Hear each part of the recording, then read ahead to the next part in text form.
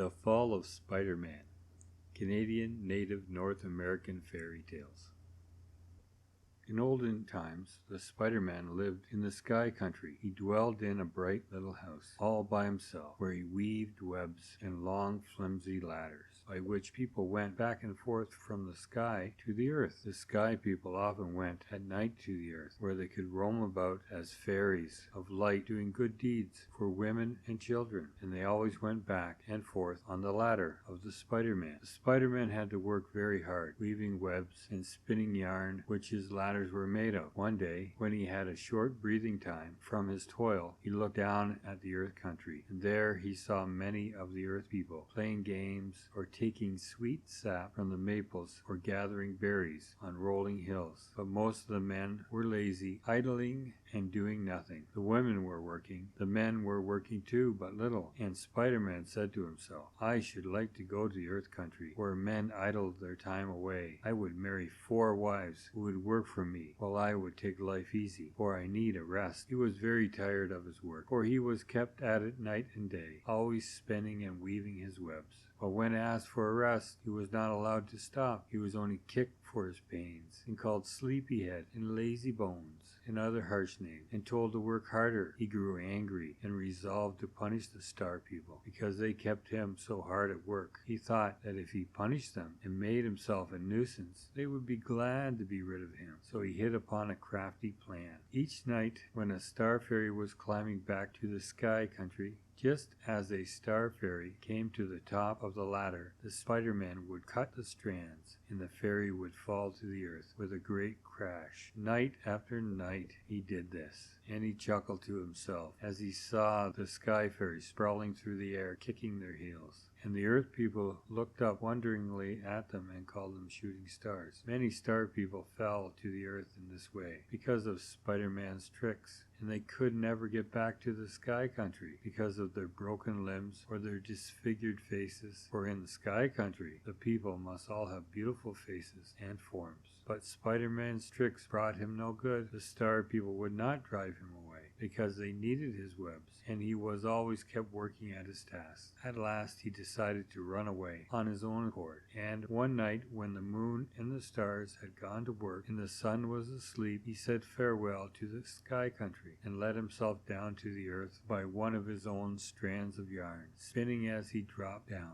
When he got to the earth country, he married 4 wives as he planned, for he wanted them to work for him while he took his ease. He thought he had worked long enough, and all went well for a time, and the Spider-Man was quite happy, living his lazy, contented life. Not a strand did he spin, nor a web did he weave. Not many men on earth were working, mostly only the women toiled. At last, Kulushkop, who ruled upon the earth at that time, became very angry because the men in these parts were so lazy, and he sent famine into their country to punish them. Famine came very stealthily into the land, and gathered up all the corn and carried it off. Then he called to him all the animals, and the birds, and the fish of the sea and the river, and he took them away with him. In all the land there was nothing left to eat, only the water remained. People were very hungry, and they lived on water for many days. Sometimes they drank cold water, sometimes hot, sometimes lukewarm, but at best it was a poor fare. The Spider-Man soon grew tired of this strange diet, for it did not satisfy his hunger to live always on water. It filled his belly and swelled him to a great size, but it brought him little nourishment or strength. So he said, there must be good food somewhere in this world. I will go and search for it. That night, when all the world was asleep, he took a large bag and crept softly away from his 4 wives and set out on his quest for food. He did not want anyone to know where he was going. For several days he traveled, living only on water, but he found no food, and the bag was still empty on his back. At last, one day, he saw birds in the trees, and he knew that he was near the border of the Hunger Land. That night in the forest, when he stopped at a stream to drink, he saw a tiny gleam of light far ahead of him through the trees. He hurried towards the light and soon came upon a Starman with a great hump on his shoulders and scars on his face, and a light hanging at his back with a shade on it, which he could close and open at his will. The Spider-Man said, I am looking for food. Tell me where I can find it. And then the hump Starman with the light said, do you want it for your people? But the Spider-Man said, no, ha ha, I want it for myself." Then the humped Starman laughed and said, "You are near to the border of the land of plenty. Follow me and I will give you food." Then he flashed the light at his back, opening and closing the shade so that the light flickered, and he set off quickly through the trees. The Spider-Man followed, the light flashing in the darkness, but he had to go fast, and he was almost out of breath when he reached the house where the humped Starman had stopped. But the humped Starman only laughed when he saw Spider-Man coming, puffing along with his fat and swollen belly. He gave him a good fat meal, and the Spider-Man soon felt better after his long fast. Then the humped Starman said, "You are the Spider-Man who once weaved the webs in the sky. I too once lived in Star Country, and one dark night as I was climbing back from the Earth Country on your ladder, carrying my lamp on my back to light the way, I was near the sky when you cut the strands of the web, and I fell to the earth with a great crash. That is why I have a great hump on my back and scars on my face, and because of this I have never been allowed to go back to the Sky Country of the stars, and I roam the earth at nights as a forest fairy, just as I did in the olden days. For I have my former power still, and I still carry my lamp at my back.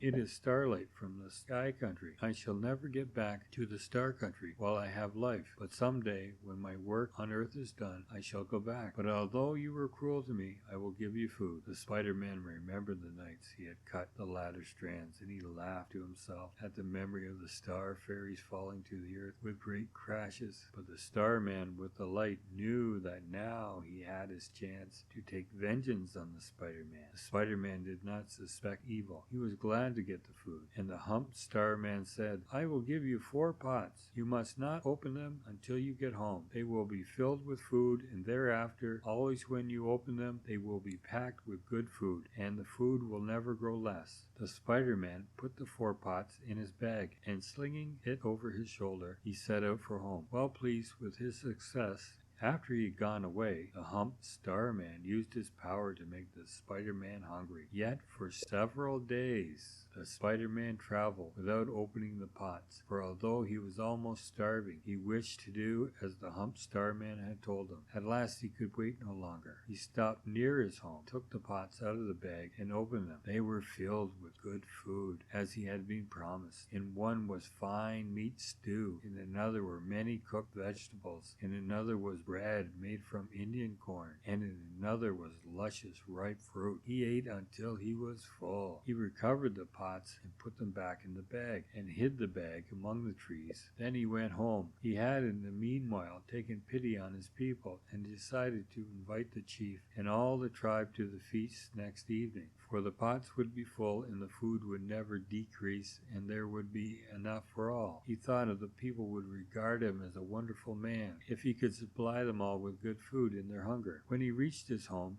his wives were very glad to see him back, and they at once brought him water, the only food they had. But he laughed them to scorn, and threw the water in their faces, and said, "Oh, foolish woman, I do not want water. It is not food for a great man like me. I have had a good meal of meat stew, and cornbread, and cooked vegetables, and luscious ripe fruit. I know where much food is to be found, but I alone know. I can find food when all others fail, for I am a great man. Go forth and invite the chief and all the people to a feast which I shall provide for them tomorrow night, a feast for all the land, for my food never grows less." They were all amazed when they heard his story, and the thought of his good meal greatly added to their hunger. The wives went out and summoned all the tribe to a feast as he had told them. The next night all the people gathered for the feast, for the news of it had spread through all the land. They had taken no water that day, for they wished to eat well, and they were very hungry. They were as hungry as wild beasts in search of food. The Spider-Man was very glad because the people praised him, and he proudly brought in his bag of pots. The people all waited hungrily and eagerly, but when he uncovered the first pot, there was no food there. He uncovered the second pot, but there was no food there. He uncovered all the pot, but not a bit of food was in any of them.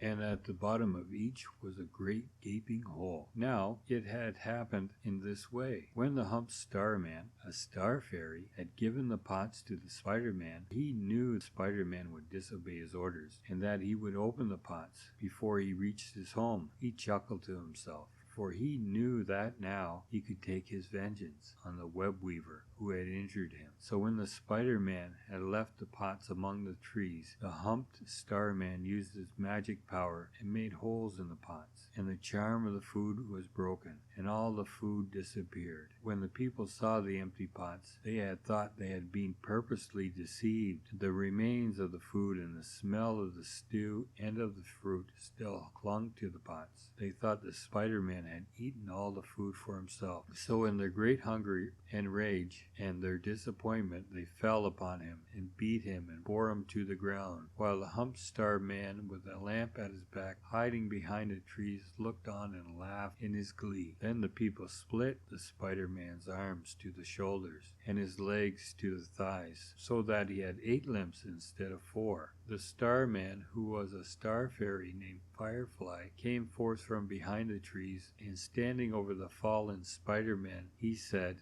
"Henceforth, because of your cruelty to the star people, you will always crawl on 8 legs, and you will have a fat round belly because of the water you have drunk, and sometimes you will live on top of the water, but you shall always eat flies and insects, and you will always spin downwards, but never upward, and you will often try to get back to the star country, but you shall always slip down again on the strand of yarn you have spun." Then the Firefly flashed his light and went quickly away, opening and closing the shade of his lamp as he flitted among the trees. And to this day Spider-Man lives as the Humped Starman of the lamp had spoken, because of the cruelty he practiced on the star fairies in the olden days.